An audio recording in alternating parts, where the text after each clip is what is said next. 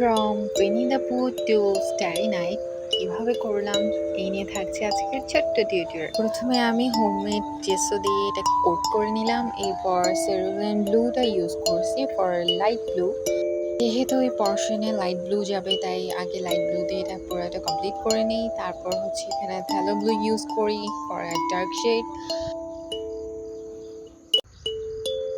স্যারোলিন blue এর সাথে কিছুটা হোয়াইট মিক্সড করে একটু লাইট কালার দিয়ে তারপর আবার একটা হোয়াইটের কোট দিয়ে তারপর একটু ডার্ক শেড দিয়ে এটাকে পুরোটা কোট করে নিই। তারপর আসি মুনের পর্শনে। মুনের মধ্যে আমি এখানে ভার্মিনাল কালারটি ইউজ করি ফর ডিপার শেড। তারপর এখানে ব্ল্যাক কালার দিয়ে পুরোটা ফায়ার কমপ্লিট করে নিই অ্যান্ড দেন কিছুটা স্ট্রোক দিয়ে এই ব্লু কালার দিয়ে অ্যান্ড লাস্টলি ফায়ার স্ট্রোক দেওয়ার জন্য আমি এখানে রস এনে ইউজ করছি অ্যান্ড দ্যাটস ইট। এরপর ভিডিও এখানেই শেষ।